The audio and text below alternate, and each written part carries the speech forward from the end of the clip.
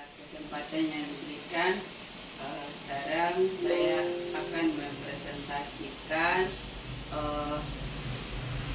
sesuai dengan yang saya pilih, yaitu refleksi pengelolaan kurikulum satuan pendidikan yang setelah saya pelajari di dalam yang harus dilakukan, yaitu satu, memandu refleksi pelaksanaan kurikulum dengan warga sekolah. Dalam pelaksanaannya itu saya mulai dulu dengan refleksi terhadap proses pembelajaran terhadap guru dulu. Setelah itu baru saya lanjut dengan refleksi dengan orang tua dengan meminta umpan balik atau evaluasi dari orang tua tentang pelaksanaan atau diperlakukannya kurikulum merdeka. Ya, di sini yang pertama itu refleksi media pembelajaran, stimulus guru saat proses pembelajaran, terus metode yang digunakan dan respon siswa di saat proses pembelajaran itu dilakukan. Ini adalah refleksi yang dilakukan pada komunitas belajar. Dan hasil dari refleksi terhadap guru, yaitu yang pertama, optimalisasi tentang media itu perlu dioptimalkan penggunaan media pembelajaran yang sudah berpusat kepada anak, namun media berbasis IT belum dilakukan. Maksudnya sekarang guru-guru baru mulai menggunakan tetapi belum terlalu kontinu. Sementara harapan kami yaitu mereka harus kontinu dan kita sudah mulai dengan penjadwalannya.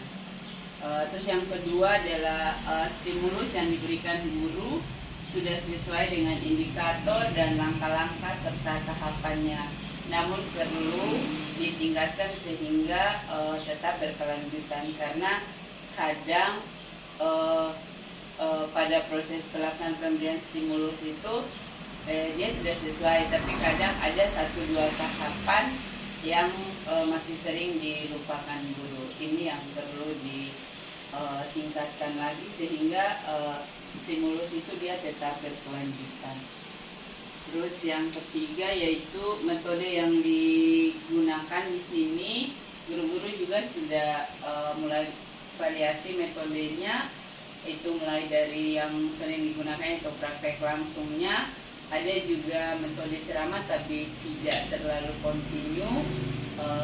Mereka hanya menggunakan apresiasi penjelasan subtemanya, setelah itu langsung dengan metode praktek langsung.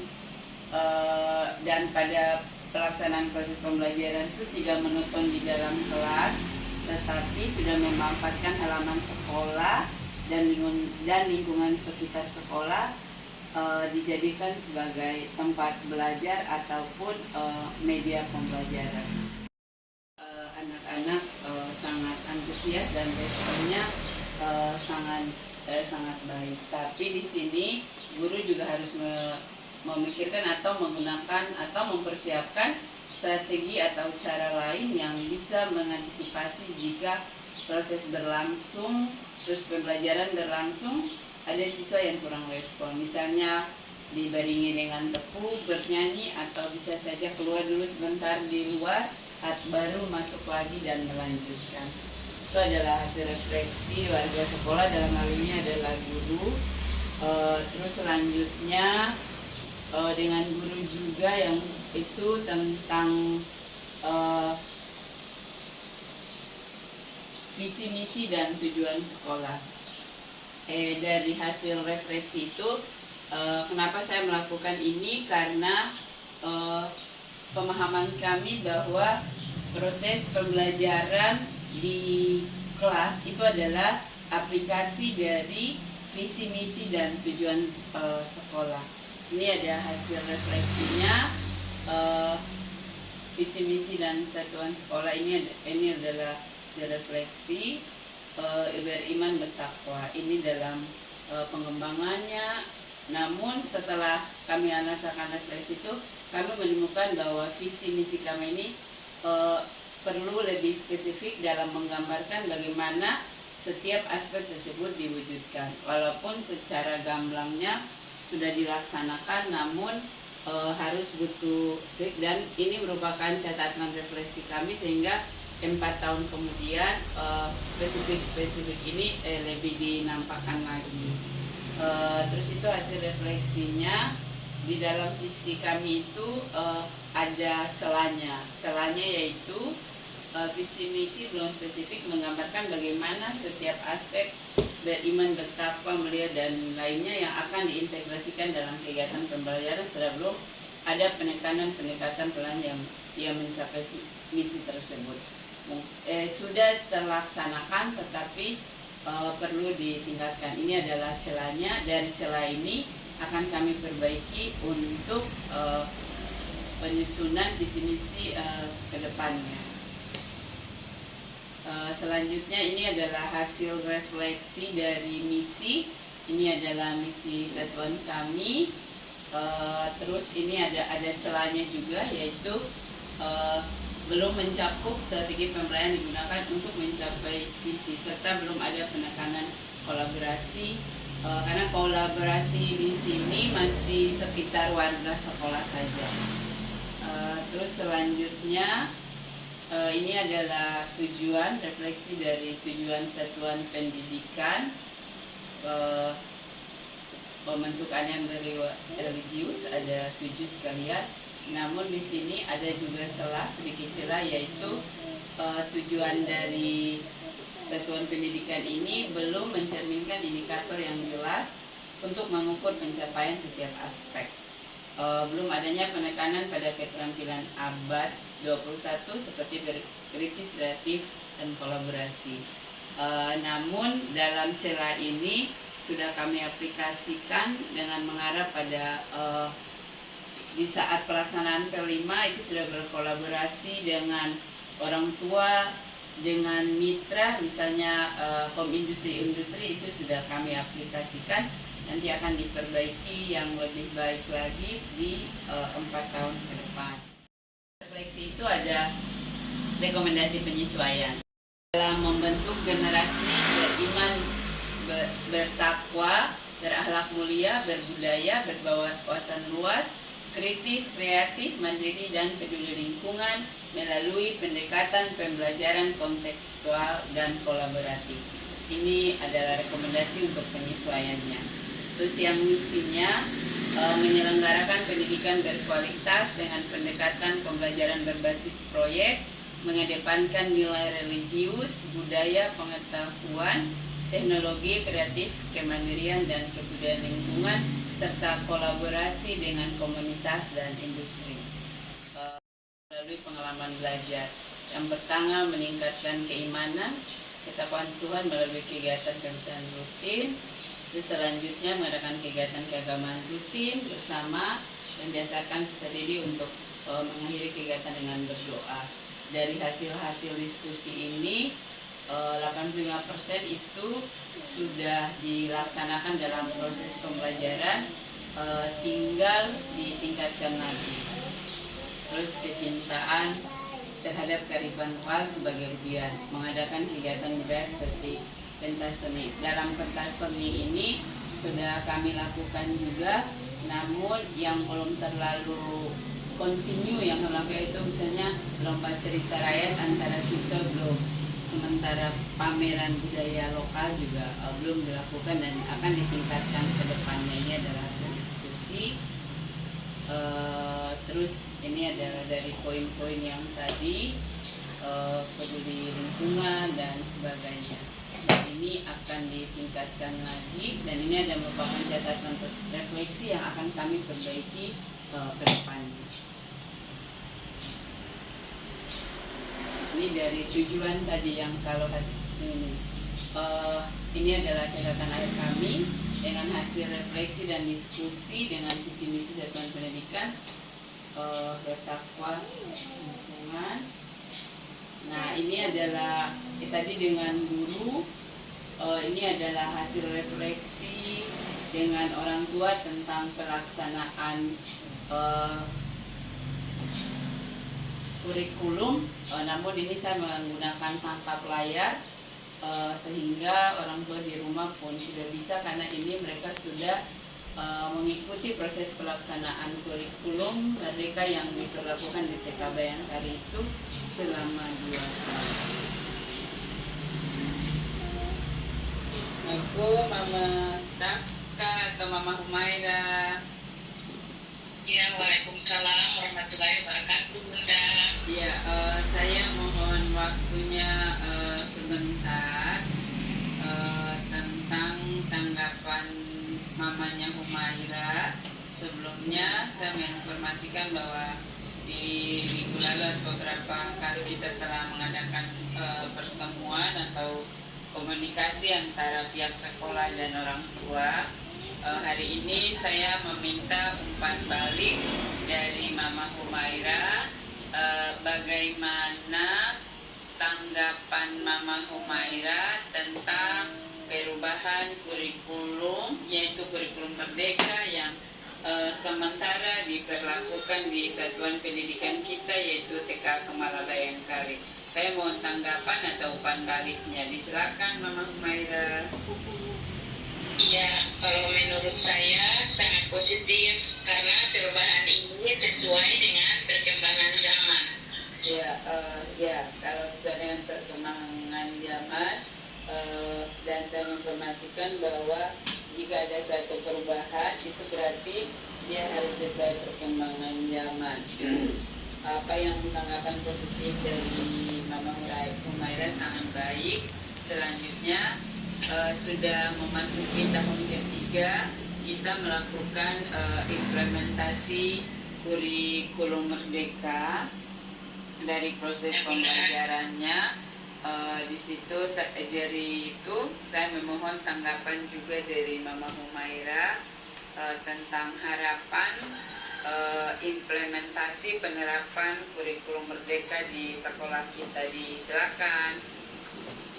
Iya, kalau harapan dari saya tentang implementasi kurikulum Merdeka di sekolah TK Bayangkari itu, yang pertama harusnya ada adaptasi dalam penerapannya, baik guru maupun otak orang tua. Terus yang kedua juga harus adanya peningkatan kompetensi guru. Mungkin itu harapan dari saya sudah untuk ini implementasi kurikulum Merdeka di TK Kemala Bayangkari. Ya, terima kasih atas tanggapannya. Yang jelas harapan tentang implementasi kurikulum Merdeka itu kita membutuhkan kolaborasi atau kerjasama yang baik, sehingga peningkatan kompetensi guru, terus proses adaptasinya dapat berjalan dengan baik. Terima kasih atas waktunya dalam memberikan umpan balik tentang pelaksanaan kurikulum Merdeka atau perubahan kurikulum yang sedang kita lakukan di TK Kemala Bayangkari. Terima kasih Mama Humaira. Assalamualaikum warahmatullahi wabarakatuh. Waalaikumsalam warahmatullahi. Iya, waalaikumsalam. Salam. Iya. Saya Bunda. Ya, Mama Ajen, saya bisa ganggu waktunya sebentar. Saya silakan Ibu. Ya, setelah beberapa bulan lalu itu saya sudah mengadakan pertemuan dengan para orang tua. Terus di sini juga saya juga di pertemuan itu sudah menyampaikan visi misi satuan pendidikan kita, dan sekarang kita melakukan penerapan kurikulum Merdeka. Jadi saya mohon tanggapan dari Mama Ajen tentang visi misi satuan pendidikan yang sudah kita sampaikan dan kita laksanakan. Yang pertama, terus yang kedua, bagaimana setelah melihat proses pembelajaran baik itu intrakurikuler maupun P5-nya, bagaimana tanggapan Ajen tentang penerapan kurikulum Merdeka di satuan pendidikan TK Kemala Bayangkari. Silakan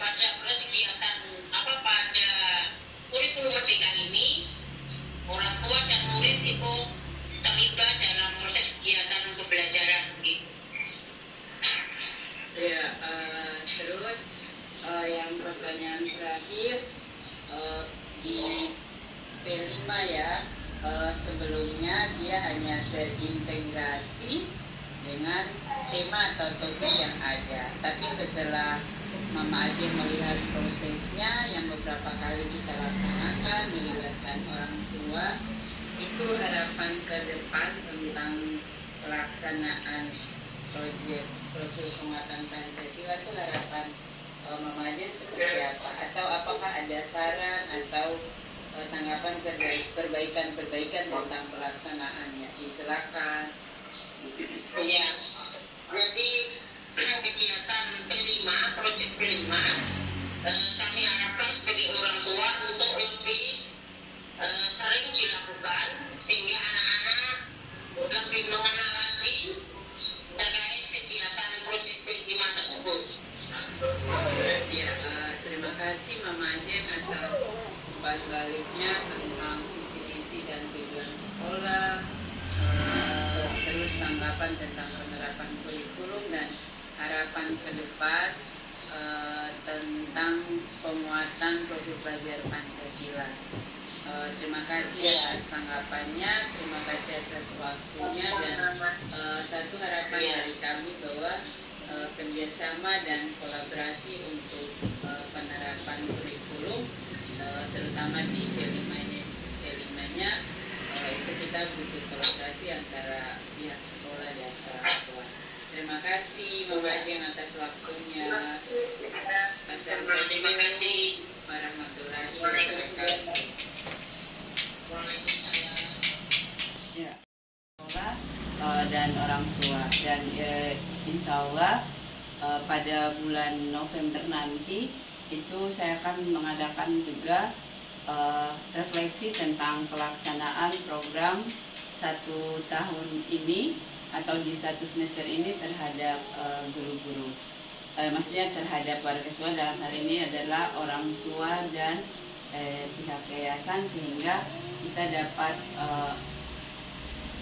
mempelajari hasil-hasil refleksi tersebut untuk pengembangan dan peningkatan pelaksanaan kurikulum maupun tujuan dari satuan pendidikan. Demikian yang telah saya sampaikan. Saya akhiri, wabillahi taufiq wal hidayah. Wassalamualaikum warahmatullahi wabarakatuh.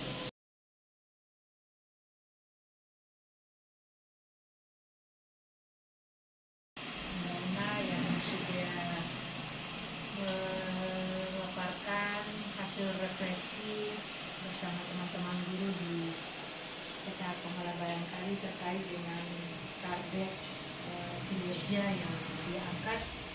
Jadi kalau tidak salah ada 2. Itu pertama tentang kurikulum, jadi tentang pelaksanaan kurikulum dengan warga sekolah, dan kemudian implementasi visi-misi kita. Untuk target yang diangkat di sini, ada beberapa hal yang perlu menjadi pertanyaan, yaitu terkait dengan tadi sudah dijelaskan semua hasil refleksi mulai dari yang sudah dilaksanakan dan yang belum dilaksanakan.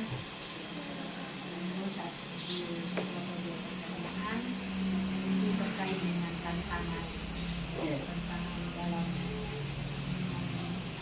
menghadapi pelaksanaan kurikulum yang dilaksanakan di TK Kepala Bayangkari selama kurang lebih 3 tahun kurikulum merdeka, kurang lebih ini kan tahun ketiga masuknya.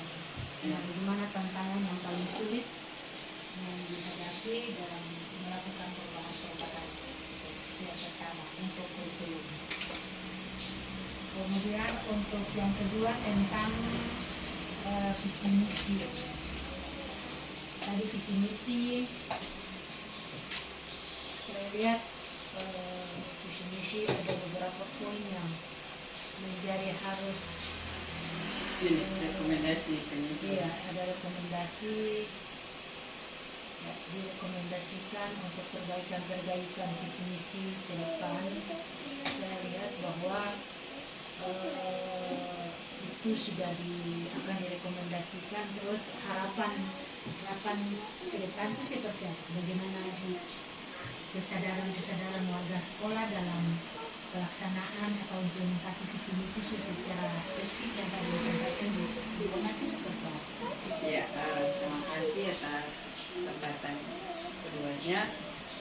Saya akan menjawab pertanyaan pertama, yaitu apa tantangan ketika kami melakukan penerapan kurikulum merdeka di Kemala Bayangkari. Yang jelas ini sudah masuk tahun ketiga, tetapi dalam hal penerapan yang pertama di tahun pertama itu yang pertama yaitu tantangan pertama itu kami belum memahami benar mau arah kemana kurikulum tersebut, atau boleh dibilang antara rasa ragu, rasa tidak percaya diri untuk melakukan penerapan kurikulum tersebut. Itu yang pertama. Terus yang kedua, menyatukan pemahaman guru agar sama-sama belajar bagaimana penerapannya melalui panduan-panduan. Tapi alhamdulillah tantangan itu dapat kami lewati dengan dilaksananya pelatihan komite pembelajaran selama 2 bulan. Namun dalam proses pelatihan itu kami belum terlalu mendapat gambaran, tetapi kami laksanakan lagi penguatan-penguatan yang didampingi oleh fasilitator dan pengawas sebagai narasumber. Itu tantangan pertama. Terus yang tantangan kedua yang paling berat bagi saya sebagai pemimpin pembelajaran dalam mengimplementasikan kurikulum merdeka ini yaitu menjaga mood guru sehingga tidak ada kata menyerah atau ibu cukup sampai di sini saja, kita tidak usah lanjut. Itu adalah tantangan terberat saya. Namun dengan pelatihan-pelatihan, pemahaman-pemahaman, diskusi-diskusi yang kami lakukan di komunitas belajar, searah dengan itu berkembangnya atau dari tahun pertama ke tahun kedua, alhamdulillah teman-teman sudah bisa sama-sama satu persepsi bahwa kita memang harus benar-benar belajar untuk mengaplikasikan kurikulum ini. Terus yang tantangan itu dari pihak gurunya.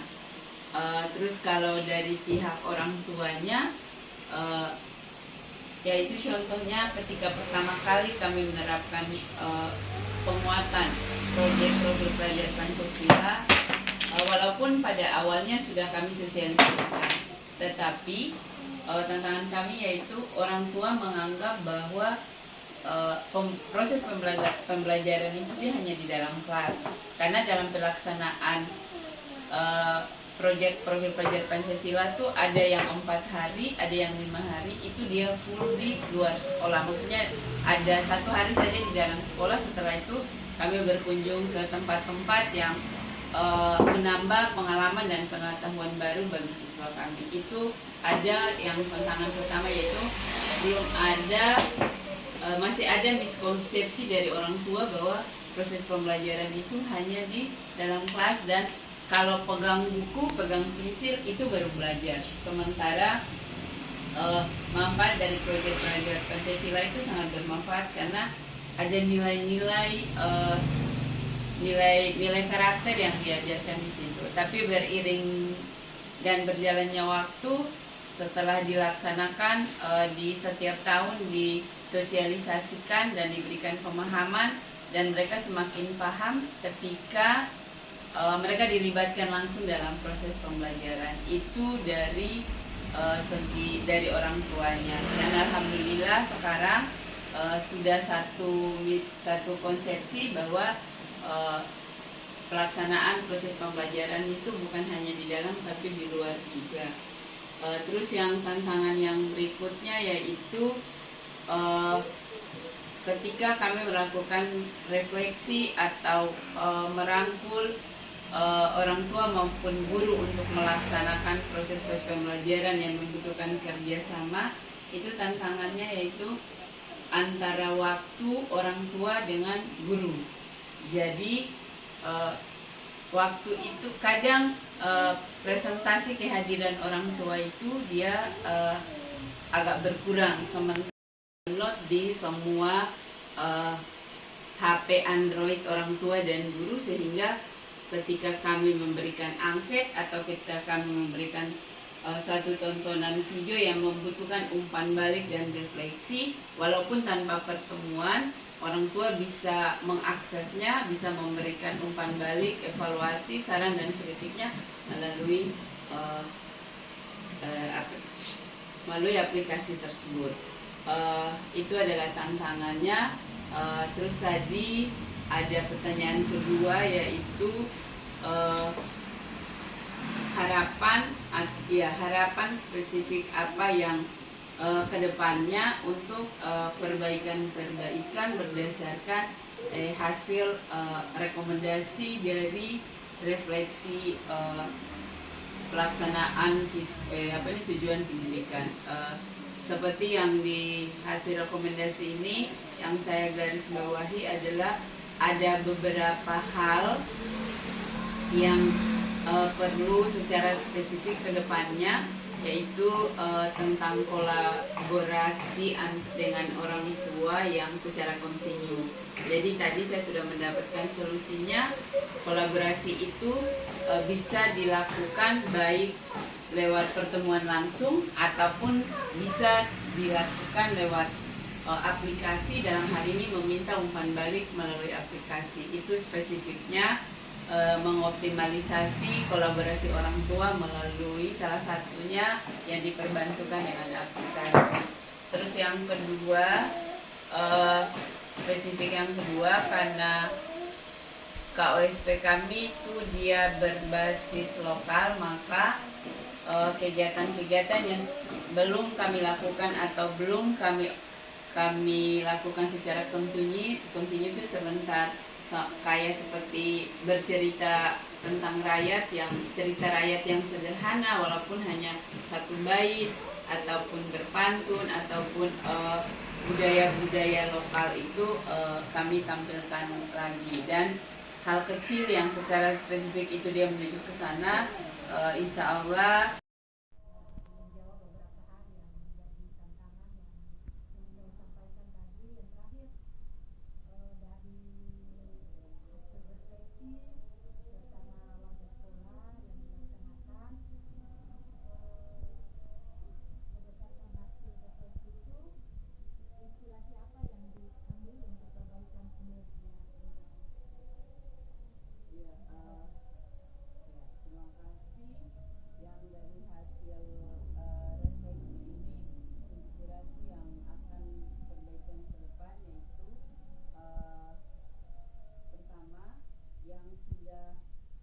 Dilakukan secara kontinu dan sudah ada peningkatan pengembangannya, itu tetap terlaksana dengan baik. Terus yang satu inspirasi yang kedepannya itu, karena berdasarkan tantangan, maksudnya di saat pertemuan untuk mengadakan evaluasi itu tantangannya orang tua jarang datang, bahkan ada hanya 3 atau 4 orang, maka inspirasi saya ke depan, salah satunya yang telah saya sampaikan tadi, yaitu umpan balik atau refleksi yang kami inginkan dari orang tua itu adalah dia berbasis Android. Dan sekarang tim saya dengan orang tua itu sudah melakukannya, tinggal instrumen-instrumen yang mau dimasukkan ke Android itu, sehingga orang tua bisa memberikan umpan balik sesederhana mungkin dengan menggunakan aplikasi tersebut. Itu aspirasi saya ke depan, dan aspirasi itu dia mengarah ke digitalisasi sekolah yang merupakan program kolektif.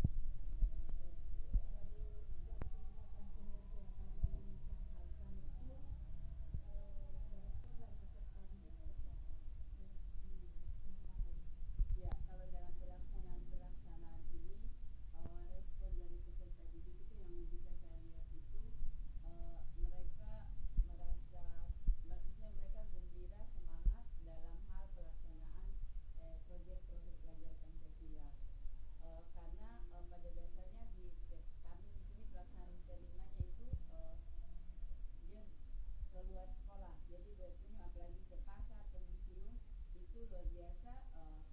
Kalau kegiatan itu tidak ada anak yang tidak sekolah, itu semua sekolah, terkecuali sakit mereka tidak bisa bangun sekolah, tapi sudah sekolah.